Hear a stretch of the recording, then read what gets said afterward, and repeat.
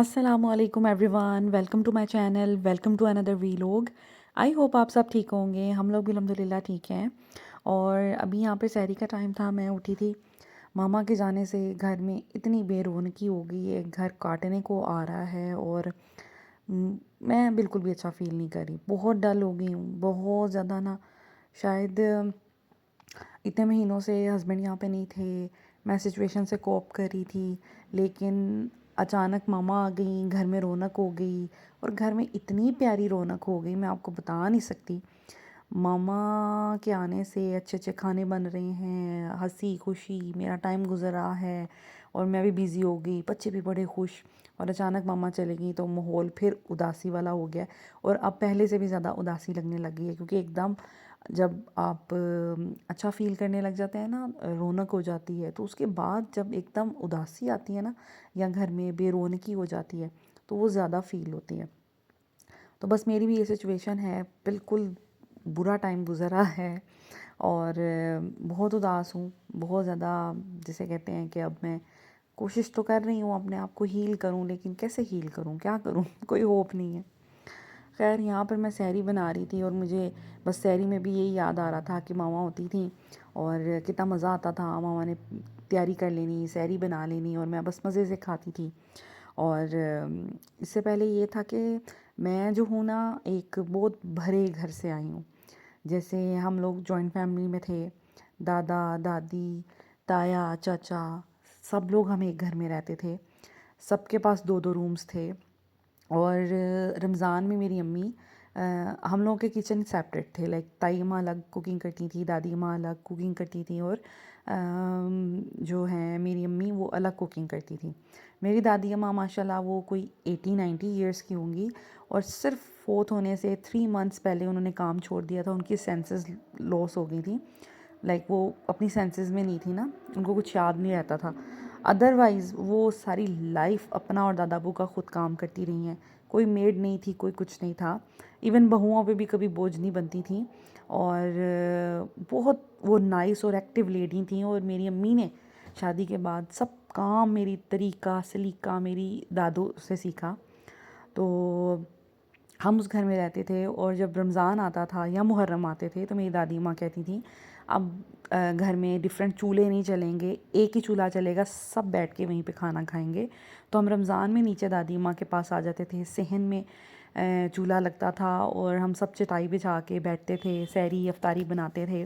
बड़ा मज़ा आता था, बहुत रौनक लगती थी। और कभी कभी रमज़ान में मेरे अब्बू लोग 4 भाई थे, बाहर रहते थे सब। और रमज़ान में कभी कभी कोई ना कोई आ जाता था। तो इतना घर में रौनक हो जाती थी ना, ताया चाचा के आने से या मेरे अब्बू के आने से बहुत मज़ा आता था। और इसके अलावा ये होता था कि हम लोग अपनी अपनी रेसिपीज़ बना रहे हैं, दादी माँ रोज़े रख रही हैं। मेरी दादी माँ को ना मेरी अम्मी का हाथ का खाना बहुत पसंद था। और वो यही कहती थी कि नाज़िया, जब तुम खाना बनाती हो ना तो मेरा रोज़ा अच्छा गुजर जाता है। तो सहरी अफ्तारी तुमने ही मुझे करवानी है। तो फिर मामा उनको सहरी अफ्तारी बड़े अच्छे तरीके से करवाती थी। तो बस ऐसा टाइम गुजरता था। और शादी के बाद मैं जब आई ससुराल में भी, मेरी नंदों क्योंकि फैसलाबाद में होती थी तो आना जाना लगा रहता था। देवर थे मेरे, अब्बू भी थी, मतलब तंदुरुस्त थे और बड़े जॉली थे। तो एक ना रौनक सी लगी रहती थी। उठ रहे हैं, बैठ रहे हैं, मैं अंकल के साथ चाय पिया करती थी। और बड़ा मज़ा आता था। जब भी खाना खाना, अंकल ने कहना है, हाँ जी फिर चाय पीनी है आसफ़ा तो मैंने कहना हाँ जी अबू। तो वो वहाँ पे भी एक ना गहमा गहमी लगी रहती थी। और यहाँ आके पहले मैंने सिचुएशन के साथ इतने साल मैंने कोप करने की कोशिश की। और मैंने तन्हाई बड़ी काटी, डिप्रेशन में चली गई, रोया करना, मुझे रोना बैठे बैठे आ जाना। और मैं बहुत उदास रहती थी कि मैं कहाँ आ गई हूँ। अक्सर लोग समझते हैं जी सेपरेट ठीक है, या ये पता नहीं सेपरेट हैं, इनको सास बहुओं के वो नहीं करने पड़ते, और ये पता नहीं अपनी लाइफ कितनी अच्छी गुजार रही हैं, वाह क्या आइडियल लाइफ है। लेकिन मुझे ऐसा लगता है कि हर चीज़ में ना कुछ अच्छी चीज़ें भी होती हैं और कुछ बुरी चीज़ें भी होती हैं। जॉइंट फैमिली में जहाँ रहना अच्छा है वहाँ पे थोड़ा बुरा भी है। और इसी तरह अकेले रहना जहाँ पर अच्छा है वहाँ पर थोड़ा सा बुरा भी है। और मेरे जैसी लड़की जो एक भरी घर से आई हो, भरी फैमिली से आई हो, हमारे सारे रिलेटिव, पूरा ददयाल एक ही मोहल्ले में रहता है। हर रोज़ किसी न किसी का आना जाना लगा रहता था। तो ऐसी फैमिली से उठ के जो बंदी जा रही है, वो किसी ऐसे घर में चले जाए जहाँ पे उस वो काफ़ी दिन किसी की शक्ल ही ना देखे, वो महीनों किसी से ना मिले, किसी से बात ना करे। और समटाइम्स मुझे ऐसे लगता है कि मैं जैसे किसी कैद में हूँ, कि मैं सिर्फ़ एक घर में हूँ, यहाँ पे मेरे पास बच्चे हैं और मैंने अपने काम करने हैं, सब कुछ है, सब कुछ अवेलेबल है, लेकिन कोई बात करने वाला नहीं है। मैं ग्रोसरी करने जाती हूँ, मैं बच्चों को कहीं बाहर भी ले जाती हूँ, पार्क्स में ले जाती हूँ, लेकिन मेरे साथ बात करने वाला कोई नहीं होता। और मैं ख़ुद को बड़ा तन्हा फ़ील करती हूँ, पहले भी करती थी। अब जब से हस्बैंड गए हैं, क्योंकि मेरे हस्बैंड के साथ मेरी बड़ी अच्छी दोस्ती है, तो और महसूस होता है ना कि अब तो चलो, वो पहले उनके साथ बातचीत होती रहती थी, हम कभी किस टॉपिक पे बात करें, कभी किस टॉपिक पे बात करें। मैं सुबह अपने हस्बैंड से बात कर रही थी कि कुछ दिन 2-3 दिन पहले बच्चों ने कोई बात की, हम लोग बड़ा हँसे। और मैं उनको कह रही थी कि नवाज़, आप यकीन करेंगे कि मैं 3 महीनों में 1 दफ़ा हँसी हूँ। आप लोगों को भी ये बात बड़ी अजीब लगेगी, लेकिन सच में मैं 3 महीनों में वो ये 2-3 दिन पहले हँसी थी, और किसी बात पर। तो सोशल मीडिया पे या वीडियोज़ में देख के ऐसे लगता है कि पता नहीं किसी की लाइफ कैसी है, ये तो बड़े मस्त हैं, ये तो बड़े बहुत इन्जॉय कर रहे हैं अपनी लाइफ, लेकिन ऐसा नहीं होता। और मेरे जैसी बेटी जो अपने पेरेंट्स को कभी भी ये फ़ील नहीं करवाना चाहती कि मैं वीक हूँ या मुझे कोई प्रॉब्लम है, मेरी ज़िंदगी में कोई परेशानी है, तो हम जैसी जो बेटियाँ होती हैं ना, हम लोगों को और भी बड़ा कुछ सोचना पड़ता है। हम लोग नहीं चाहते कि हमारे पेरेंट्स को हमारी वजह से कोई दुख मिले, तो हम अपने अंदर ही कितने दुख जो है ना वो रख लेती हैं और बर्दाश्त करती हैं कि कहीं हमारे पेरेंट्स हमारी वजह से परेशान ना हो, उनकी ज़िंदगी में मुख्तलिफ़ परेशानियाँ हैं, फ़िक्रें हैं, तो कहीं हमारी वजह से कोई ना हो। हम हमेशा उनको सपोर्ट ही कर रहे होते हैं और स्ट्रॉन्ग बन के उनको हिम्मत दे रहे होते हैं। आज मुझे सैरी करना बिल्कुल भी अच्छा नहीं लग रहा था, क्योंकि मैं बिल्कुल अकेली थी, और मैं ऐसी बंदी हूँ कि मुझे ना अकेले मैं डरती हूँ। लाइक अगर मैं ऊपर चली जाऊँ तो अंधेरे में, रात में मेरे लिए नीचे आना बड़ा मुश्किल है। तो पिछले रमज़ान में भी जब भी सैरी बनानी, मैंने अपने हस्बैंड को उठाना, मैंने उन्हें कहना कि आप नीचे आके बैठ जाएँ, चाहे लेट जाएँ सोफ़े पे, लेकिन मुझे होगा मेरे पास कोई है तो मैं सैरी बना लूँगी। और आज मैंने अकेले सैरी बनाई, मुझे डर भी लग रहा था, क्योंकि मैं हूँ, मुझे डर लगता है अंधेरे से, तन्हाई से। तो मुझे बड़ा फ़ील हो रहा था कि यार मैं बिल्कुल अकेली हूँ, और अचानक इतनी रौनक थी मम्मा के आने से, सहरी इफ्तारी मज़ा आ रहा था, और मम्मा चली गई। तो मसला सारा पता है क्या है, कि मैं ना बहुत कम लोगों को अपनी ज़िंदगी में आने देती हूँ। लाइक मेरी ज़िंदगी में बहुत कम लोग हैं, और उनमें से कोई एक भी इधर उधर हो जाए ना, फिर मुझे बहुत मसला बनता है। और अब मैं ना बड़े ही अरसे से अपने आप को करने की कोशिश कर रही हूँ, स्ट्रॉन्ग बनाने की कोशिश कर रही हूँ। मेरे में बहुत चेंज आया है। मैं अब 3 महीनों से जैसे सर्वाइव कर रही हूँ अपने हस्बैंड के बगैर, मैं तो उनके बगैर एक दिन नहीं रहती। और क्योंकि मैं हमेशा से बहुत सेंसिटिव हूँ और थोड़ी डरपोक भी हूँ, लेकिन ख़ुद को कोशिश करती हूँ कि मैं स्ट्रॉन्ग बनाऊँ, और मैंने बड़ा बनाने की कोशिश की है, सिर्फ़ इसलिए कि मेरे हस्बैंड परेशान ना हों। उनको भी सपोर्ट करती रहती हूँ, उनको भी कहती रहती हूँ सब ठीक है, ये है, वो है। और बस वक्त के साथ साथ इंसान को बड़ा कुछ अपने साथ चेंज करना पड़ता है, और बहुत चीज़ें हैं जो बर्दाश्त भी करनी पड़ती हैं।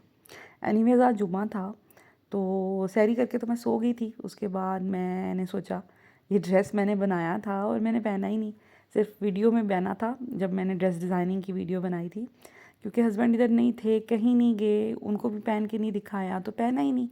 फिर मैंने कहा कि चलें आज जुम्मा है और जुम्मे को नया सूट पहन लेती हूँ, तो चलें सवाब मिलेगा।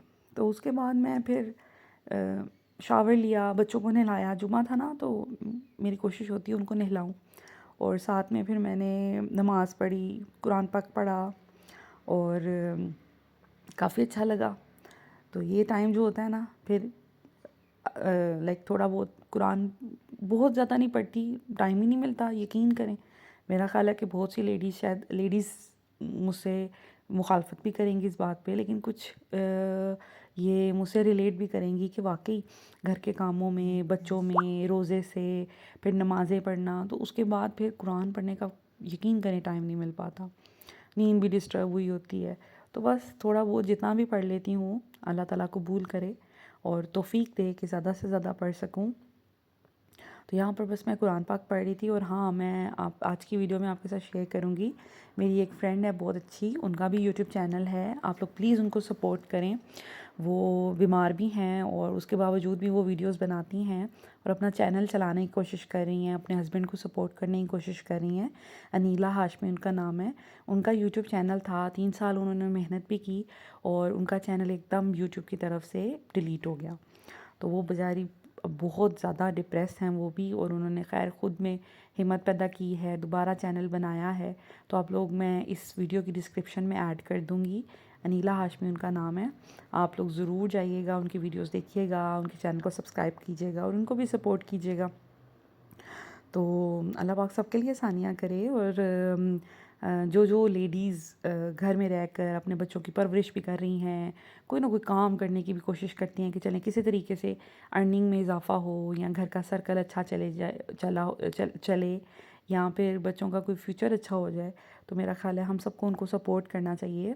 और हाँ, और अगर कोई मेहनत कर रहा है और अच्छा कंटेंट दे रहा है, मैं इर्द-गिर्द जब अपने कंटेंट के साथ दूसरों का कंटेंट समटाइम्स कंपेयर करती हूँ, क्योंकि कंपैरिज़न आ ही जाता है। तो बड़ा दुःख होता है लोगों के व्यूज़ देख के, चीज़ें देख के कि भई कुछ भी नहीं वीडियो में होता, कोई बात नहीं होती। रादर बहुत किसी की लैंग्वेज बुरी होती है, किसी का बिहेवियर बुरा होता है, किसी के एथिक्स बुरे होते हैं, लाइक बिल्कुल भी एथिकल बात नहीं होती। तो लोग पता नहीं कैसे उनकी वीडियोस देख लेते हैं और उनके इतने व्यूज़ और इतने सब्सक्राइबर्स होते हैं। और हम जैसी जो लेडीज़ हैं जिनका कंटेंट इतना अच्छा है, उनके बिल्कुल भी अच्छे व्यूज़ नहीं होते, बड़े बहुत कम, जितना वो डिज़र्व करती हैं शायद उससे कम, इंक्लूडिंग मी, मुझे ऐसा लगता है। तो बहुत दुःख होता है कि यार दुनिया कहाँ जा रही है, लोग क्या देखना पसंद कर रहे हैं। एनीवेज़, यहाँ पर मैं आज बना रही थी चना चाट। मेरा बहुत दिल था खट्टी मीठी चाट सी बना के खाऊं। कुछ काफ़ी दिनों से मेरी तबीयत भी ठीक नहीं थी और फिर सोचा कि ये हेल्दी भी है, अफ्तार में अच्छा ऑप्शन है। तो ये मैं बनाती हूँ, मैं हर रमज़ान में बनाती हूँ। चने पहले से मैं फ्रीज़ करके रख लेती हूँ। तो यहाँ पर ज़ैनब भी आ गई थी, कहती मम्मा मैंने आपकी हेल्प करनी है। तो मैंने कहा जी आप करें लेकिन अभी छोटी है, करवाना चाहिए मुझे ज़रूर, लेकिन मैं बस ना किचन के कामों में इनको ना शामिल नहीं करती।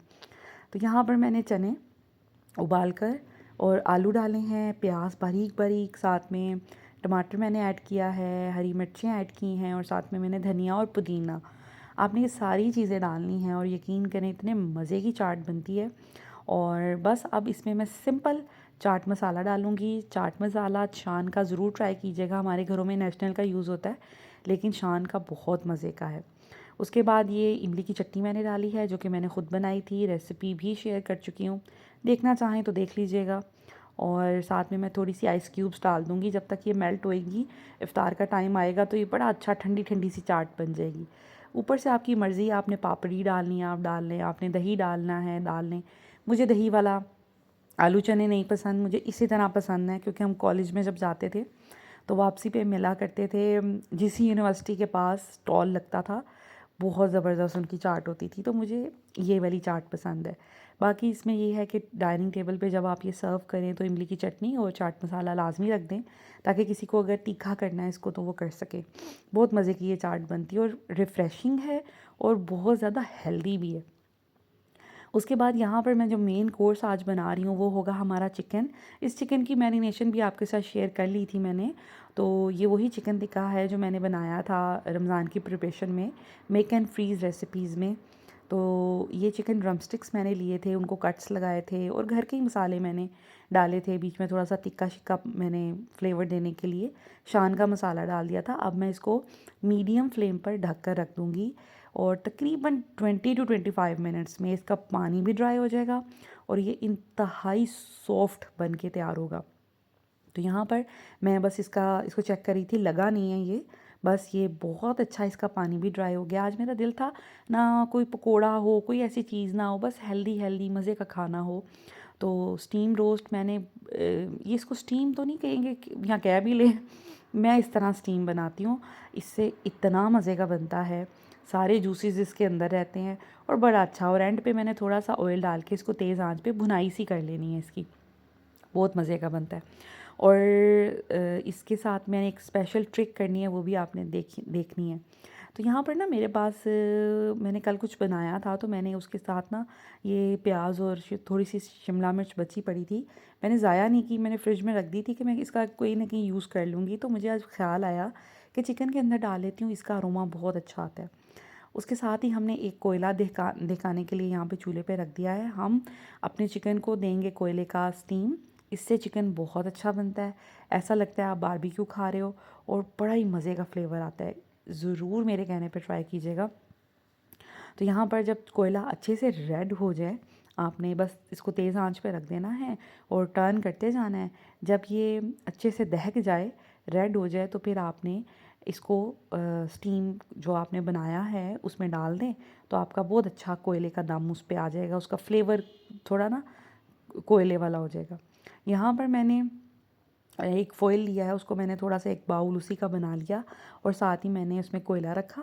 और आप फ़ौरन इसके ऊपर जब ऑयल डालेंगे तो कोयला अपना वो जो धुआं है वो छोड़ देगा, तो बस आपने फ़ौरन ढक्कन दे देना है।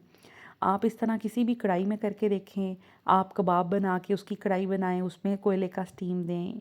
इंशाल्लाह ताला कभी रेसिपी शेयर करूँगी, तो बहुत मज़े की ना कढ़ाई भी बन जाती है।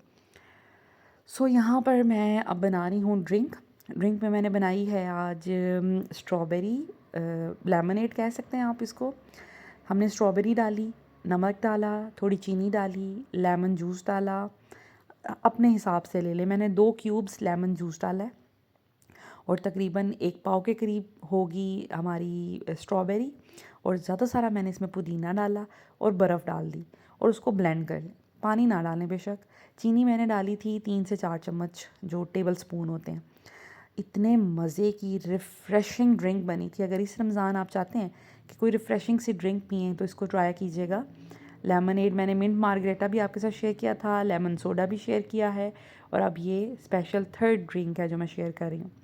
तो ये हमारी ड्रिंक बन गई है। जब इफ्तार का टाइम होगा तो हम इसके अंदर वाइट सोडा ऐड कर देंगे। सो यहाँ पर मैंने फ़्राइज़ जो हैं काट कर पानी में रख दी थी ताकि काले ना हों आलू। और अब मैं इसको स्ट्रेन कर लूँगी। नीचे मैंने एक डोंगा सा रख दिया है, ऊपर स्ट्रेनर रख दिया है और अब इसको मैं बनाऊँगी नमक और कॉर्नफ्लोर के साथ। अगर आप चाहते हैं ना आपकी क्रंची क्रंची सी फ़्राइज़ बने तो आप नमक और कॉर्नफ्लोर लगाएं, इतने मज़े की फ़्राइज़ बनती हैं। मेरे घर में हमेशा मैं फ़्राइज़ ऐसे ही बनाती हूँ, बहुत मज़ा आता है। लेकिन ऑफ़ कोर्स ये भी कुछ टाइम में थोड़ी सॉफ्ट हो जाती है। मैं ये नहीं कहूँगी कि ये पड़ी रहे तो ये क्रंची ही रहेगी, ऐसा नहीं है। लेकिन ना आम जो होती है चिप्स, वो इस तरह होता है कि वो पकते पकते ही नरम हो जाती है। प्लेट में डालो तो वो विदिन सेकंड्स नरम हो जाती है। ये 10-15 मिनट तक बड़ी अच्छी क्रंची क्रंची रहेगी, इवन 15-20 मिनट तक। तो मैं फ़्राइज़ इसी तरह बनाती हूँ। अगर आपने अभी तक इस तरह नहीं बनाई तो ज़रूर ट्राई कीजिएगा और मेरे साथ शेयर कीजिएगा। ख़ैर यहाँ पर अब हमने तेज़ आंच पर ऑयल को गर्म कर लिया था और अब मैं फ़्राइज़ बनाऊँगी। अच्छा, आपने कॉर्नफ्लोर और नमक लगा के कभी भी आलूओं को ना छोड़ना नहीं है। आपने जब फ्राई करना है, आपका ऑयल फ्राई हो जाए, उस वक्त आपने फटाफट से नमक और कॉर्नफ्लोर डालना है, मिक्स करके बस अपने आलूओं को फ्राई कर लेना है। इसको रखना नहीं है आपने, फिर आपकी फ़्राइज़ अच्छी बनेंगी, वरना आलू नरम पड़ जाएंगे। सो यहाँ पर मैं फ़्राइज़ बना लूँगी, साथ में मैंने चिकन बनाया था और बस ये हमारा खाना होगा। और साथ में मैं एक रेसिपी बच्चों के लिए बनाऊँगी। ड्रिंक मैंने बना ली थी और चना चाट बना लिए थे, काफ़ी था। लाइक जैसे मैंने आपको मेन्यू शेयर किया था ना कि रोज़ खाने में कोई एक किस्म का सेवरी आइटम होनी चाहिए, कोई एक किस्म की चाट होनी चाहिए, कोई एक किस्म का मेन कोर्स होना चाहिए और एक ड्रिंक होनी चाहिए, तो मैं उसी को फ़ॉलो करती हूँ। यहाँ पर मैंने फ्रोज़न पराठा लिए हैं और इस पे मैं लगा रही हूँ चोको ब्लिस का ये चॉकलेट स्प्रेड। इसका टेस्ट बहुत अच्छा है, यकीन करें न्यूटेला जैसा है, लेकिन प्राइस में उससे मैं कहती हूँ आधे से भी कम में मिलता है। 1500 का ये जार मिल जाता है जो कि काफ़ी देर चलता है। तो यहाँ पर मैं बना रही थी जी, पराठे मैंने लिए हैं, उस पे स्प्रेड करके रोल करके। तो ये एक तरह के ना आप कह लें कि फ्रोज़न पराठा स्वर्ल्स कह लें या इसको आप कुछ भी नाम दे सकते हैं। ये बड़ी मज़े की बनी थी। और मैंने आपके साथ शेयर किए थे क्रोसांस, ये क्रोसान से भी ज़्यादा मज़े की बनी थी। अगर आपके पास एयर फ्रायर है या आपके पास अवन है, फ्रोज़न पराठा है, तो लाज़मी ये रेसिपी ट्राई कीजिएगा। आपके बच्चे आपके फ़ैन हो जाएंगे। तो पिछले दिनों मैंने क्रोसांस बनाए थे, तो मेरे बच्चे बहुत खुश हुए थे। लेकिन उसमें मैंने चॉकलेट सिरप डाला था। लेकिन ये है जी चॉकलेट स्प्रेड, जो कि उससे ज़्यादा इसका टेस्ट अच्छा है, क्योंकि ये इसमें हेज़लनट्स है ना, तो ये बहुत मज़े का लगा। मैंने सिर्फ एक ट्राई किया वो भी इसलिए कि बच्चे इतनी तारीफ़ कर रहे थे, मैंने सोचा मैं खाऊं तो सही। तो बहुत अच्छा बना था। उसके बाद ऊपर मैंने सिंपल एग वॉश करना है इसको, अंडा मैंने फेंटा है और बस लगा देंगे। इससे ना कलर बहुत अच्छा आता है। आप जब भी कोई बेकिंग करें तो इस तरह अंडा लगा दिया करें, बहुत अच्छा लगता है। तो बस अब मैं इसको अवन में रख दूँगी। प्री हीट मैंने कर लिया था अवन 5 मिनट्स के लिए, और 200 डिग्री पे था, और मैंने ऊपर बिल्कुल रखा है ताकि अच्छा सा इसका जल्दी जल्दी कलर आ जाए। और साथ में मैंने दोनों ग्रिल फैन सब कुछ ऑन किया हुआ है। तो बस ये यहाँ पर अपना काम होता रहेगा। बिल्कुल अफ्तारी का टाइम करीब था, और ये देखें लुक इसकी जैसी भी निकली हो, लेकिन टेस्ट इसका अमेजिंग था, बहुत मज़े का था। तो ख़ैर अब मैं इसको डिश आउट करूँगी, और हमारी इफ़्तार सारी तैयार हो गई थी। खाना जो है वो आलमोस्ट लग गया था। और यकीन करें आज सारी डिशेस इतनी अच्छी बनी थी कि बच्चे भी कह रहे थे, हर चीज़ खा रहे थे और कह रहे थे मम्मा ये बहुत अच्छा बना है, मम्मा ये बहुत अच्छा बना है। मुझे इतनी खुशी हो रही थी, और मुझे ख़ुद भी जो जो चीज़ मैं खा रही थी मुझे बहुत अच्छी लगी। तो बस ये शायद जुमे की बरकत थी या पता नहीं। और ज़ैना फ़ातिमा को भी ना आज मैंने नहला के स्कूल से आई थी, तो मैंने ये कपड़े पहना लिए कि जुम्मा है, ज़रा बच्चे अच्छे लगते हैं ना ऐसे कपड़ों में, क्योंकि इतनी नहुसत हुई थी ना घर में। मैंने सोचा कि थोड़ा सा ज़रा घर का माहौल जो है ना अच्छा किया जाए। अब उनके कपड़े दिखा रही थी, तो ईसा और ज़ावियार भी आ गए कि हमारे कपड़े भी चेक करवाएं। तो खैर यहाँ पर मैं इनके भी दिखा रही थी, इनको भी आज नहलाया था, सब बच्चे आज नहाए थे। और मौसम चेंज हो गया, बच्चे ना अब इन कपड़ों में उनको गर्मी लगना शुरू हो गई है। खैर अब इफ़्तार में 2 मिनट रह गए थे, तो मैंने फिर ये सोडा जो है वो डाला अपनी ड्रिंक में, जो कि बहुत मज़े की बनी थी। चीनी मुझे लगा कि थोड़ी सी मुझे ऐड करनी चाहिए थी, या पता नहीं नमक। खैर रोज़े में थी मैं, तो मुझे समझ नहीं आई कि इसमें चीनी की कमी है या नमक की। लेकिन आप अपने हिसाब से उसमें फिर काला नमक ऐड कर सकते हैं, वो बहुत अच्छा लगेगा। तो ये जो है ना, इनको ज़रूर ट्राई कीजिएगा। सिंपल सोडा पीने से या सर्व करने से किसी को, आप उसमें मिंट डाल दें, लेमन डाल दें, कोई फ्रूट डाल दें, तो ना चीज़ का बिल्कुल लुक और टेस्ट ही चेंज हो जाता है। और जिसके सामने आप प्रेजेंट करते हैं उसको भी बड़ा फ़ील आता है कि यार ये कोई नई चीज़ है, डिफरेंट है। सेम रेसिपी आप पीच के साथ भी कर सकते हैं, वाटरमेलन के साथ भी कर सकते हैं, वो भी बहुत मज़े के बनेंगे। तो खैर अभी बस इफ़्तार के लिए बैठे हुए थे, 2 मिनट रह गए थे। मैंने सोचा दुआ कर लूँ। और बस ये होता है कि मैं इफ़्तार जब बनाती हूँ ना, हमेशा ऐसे होता है, तो मेरी ना दुआ रह जाती है। जब अनमैरिड थे, मम्मा इफ़्तारी बनाती थी, तो फिर ये होता था कि बैठ के बस दुआ करते थे, बड़ा मज़ा आता था। लेकिन तब मम्मा बेचारी बिज़ी होती थी तो उनको नहीं दुआ करने का टाइम मिलता था। एनीवेज़ रोज़ा यहाँ पे खुल गया था, और इस टाइम ना हालत बहुत बुरी हुई होती है। खैर बच्चे बड़े एक्साइटेड थे, मेन्यू देख के बड़ा खुश थे। बच्चों ने इतने मज़े से खाना खाया, और सब चीज़ों की बहुत तारीफ़ की। और पर्सनली यकीन करें, कभी होता है ना कोई चीज़ अच्छी बन जाती है, जैसे मैंने आपको लेमनेड इस लेमनेड का बताया कि ये जो है इसमें किसी चीज़ की कमी लग रही थी मुझे, या तो चीनी कम थी या नमक। तो लेकिन चिकन बहुत अच्छा बना था, चाट बहुत अच्छी बनी थी, और ये जो मीठा मैंने बनाया था ना चॉकलेट वाला, ये भी बहुत अच्छा बना था। तो खाना बहुत मज़े का था। साथ में मैंने रायता बना लिया था, मुझे क्योंकि जितनी भी फ्राइड चीज़ें होती हैं ना पाकिस्तानी, ये स्टीम या समोसे पकोड़े, मुझे हरी चटनी के साथ अच्छे लगते हैं। और साथ में मैंने अपनी फ्रूट चाट, सॉरी अपनी चना चाट बहुत इन्जॉय की। मुझे पापड़ी पर्सनली इतनी पसंद नहीं है, या मुझे ज़रूरत नहीं होती कि मैं पापड़ी खाऊं। कुछ लोगों को पसंद होती है, वो ऐड कर सकते हैं, या इसमें ना जो निम्को होती है ना उसकी सवैयाँ सी ऐड कर सकते हैं, वो भी अच्छी लगेगी। लेकिन खैर ये सिंपल भी बहुत अच्छी लगती है। So this is it, this is all about today's video. I hope आज की वीडियो आपको अच्छी लगी होगी। Thank you so much for watching. Take care, अल्लाह हाफिज़।